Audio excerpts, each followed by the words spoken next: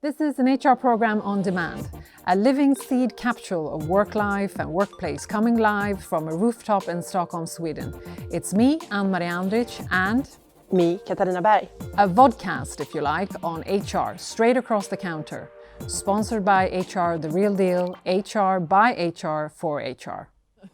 Hello, Katarina. Hi. It's so good to have you back. Where have you been? I missed you. You know, when you have such a talented team, you have to be in the background, right? It's never you, it's always them. So I've been enjoying watching a couple of episodes with my really cool team. Yeah, and I have to say, it's been such a blast to have them share all of the great things that you're learning. Yeah.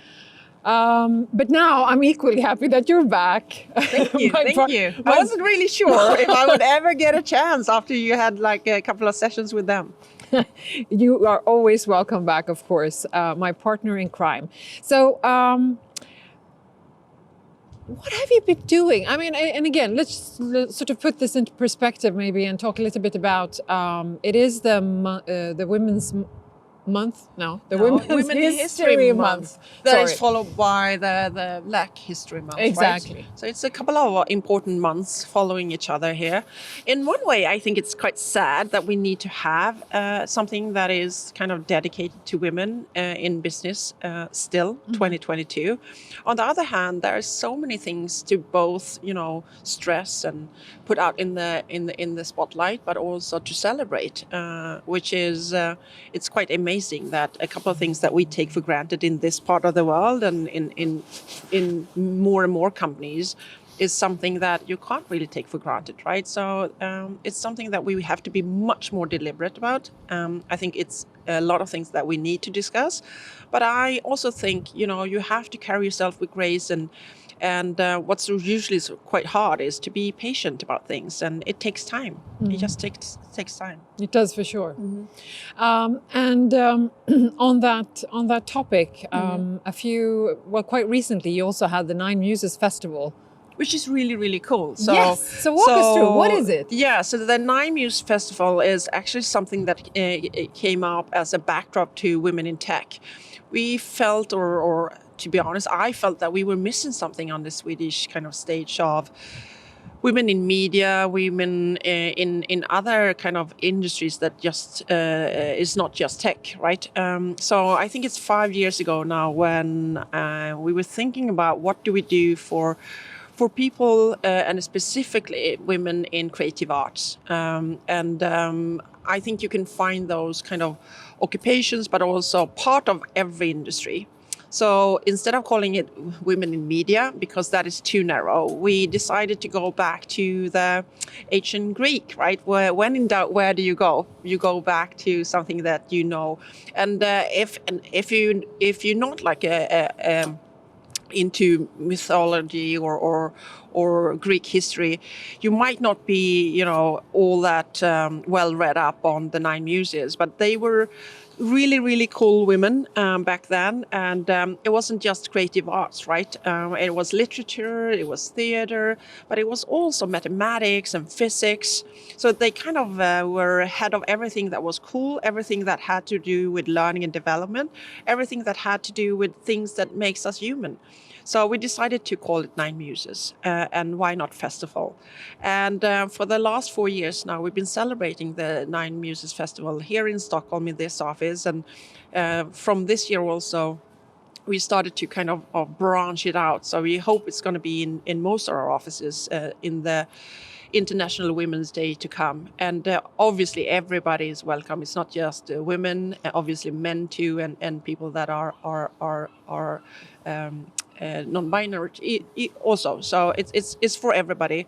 And we bring people in from different parts of the world because it wasn't just Swedish women on stage. Sometimes we also have really, really clever men on stage. And we just celebrate all their success, and hopefully there will be inspirational talks. There will be workshops. It will be people and especially quite young girls that are studying. It will be young professionals, and it will be people that has had a really, really long and nice and prosperous career. Right. Definitely, and I had the pleasure of joining this year, and I think just what you described, what I really liked was the fact that, and well, the majority of the attendees were women. Yeah, it was nice to be in a room with the majority being women, right? And many of them were young. And they were also, we were listening to great speakers sharing their stories, how they go about their career, how it is to work maybe in a male-dominated industry, and also how long it takes, to your earlier point, how long it takes to make a shift with the gender perspective, right? But what struck me was that the atmosphere, it was like the safe haven. It really felt like, we're safe here. We can share, we can learn, and we will listen to one another. And that was a very, very nice feeling, I think.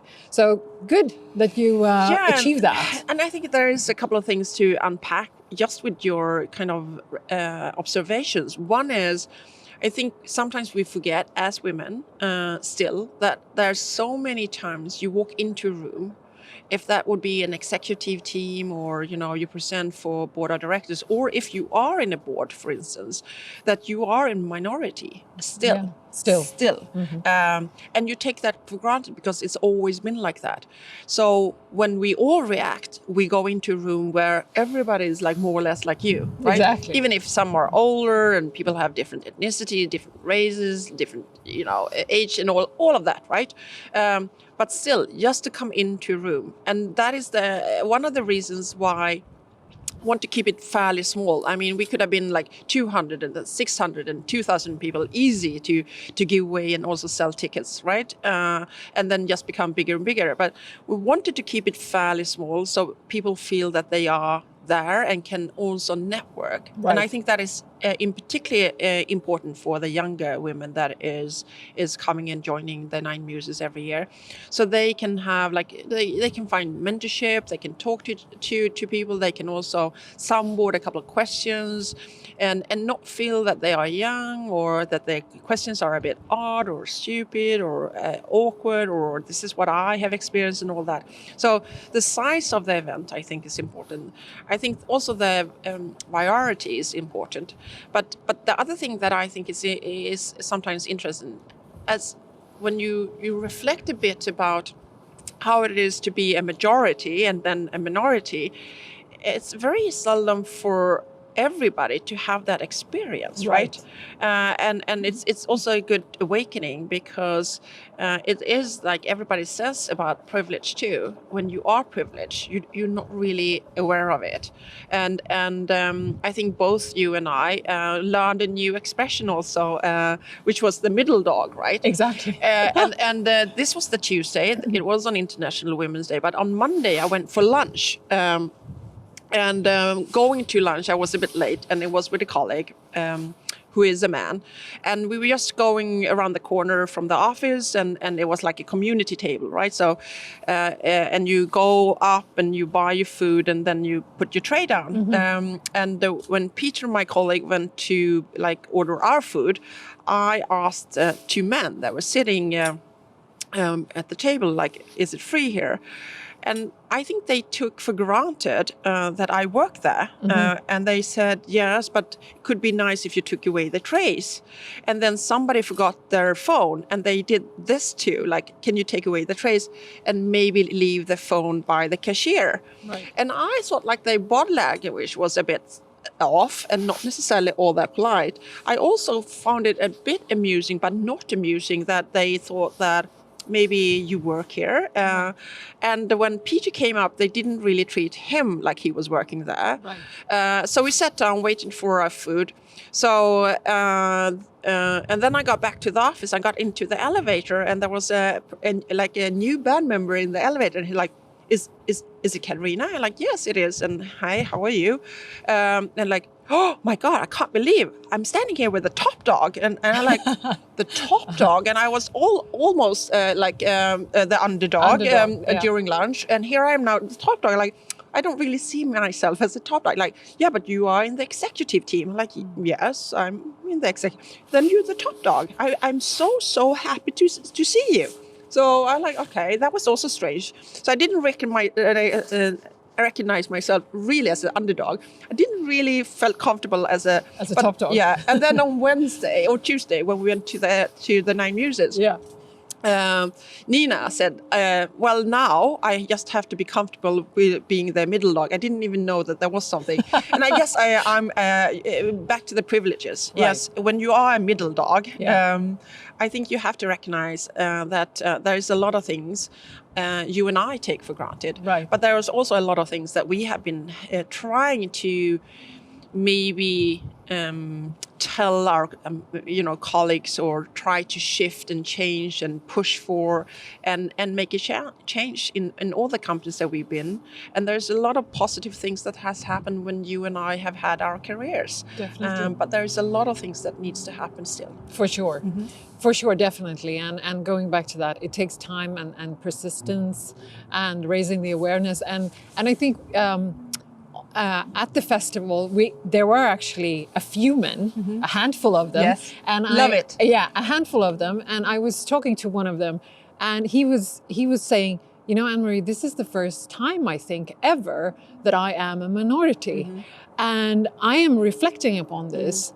It's a bit it's different, it's strange. And I think when he said it, I think that is also important, that we talk about minority, we talk about being a minority, but I think when you experience that, that is something else, and then you embody it.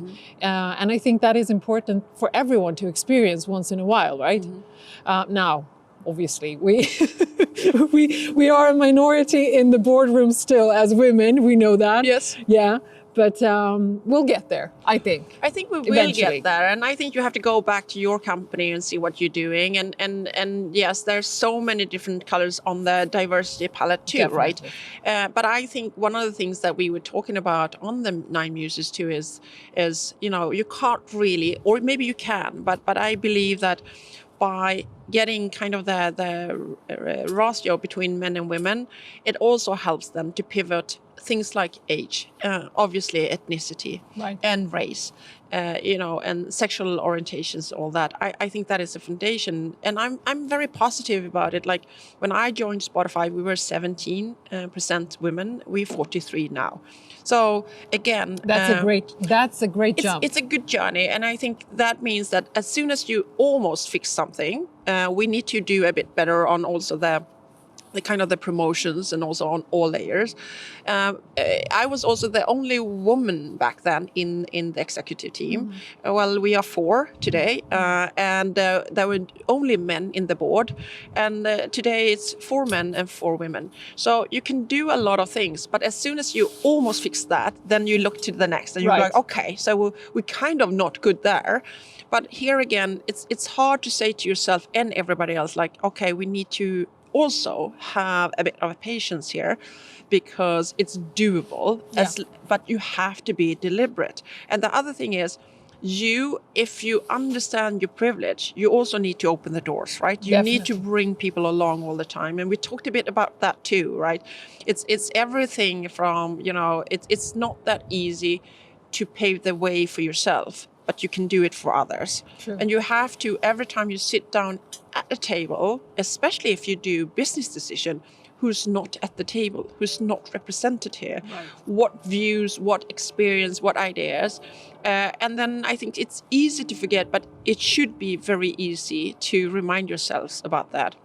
But I think we're slowly getting there. So much more work to do. And I sometimes also think that the good examples actually is a stronger force than when we are angry with each other, or we're upset with each other, or where we only look at what we're not doing as good.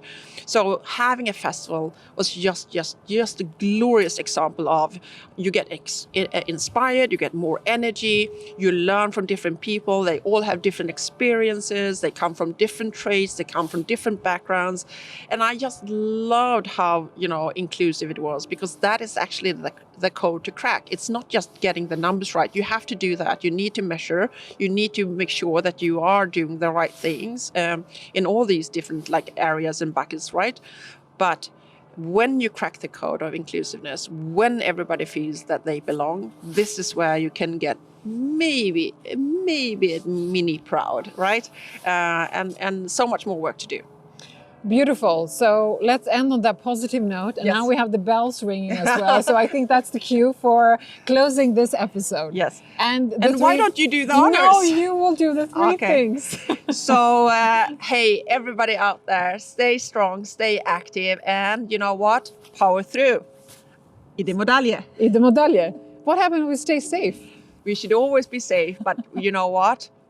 I will not dare to say that the pandemic over, because then it's not going to be over, but Exactly. power through. And I I det det medalje. What is this hair thing going on? I'm saying. on Ja, men the- allvarligt. Jag säger ju det. Det är hela tiden. Ditt hår är ju bara sådär Fan, Hollywood-aktigt och härligt. I'm a star. Whenever we're ready. Katarina, I missed you. Where have you been? You're finally back. I've been working. Whenever we stopped swallowing the hair. Du ser ju också vad som händer med ögonen. Det är bara att de bara... Okay, now we're being professional. Yes. Katarina. Yes, Anne-Marie.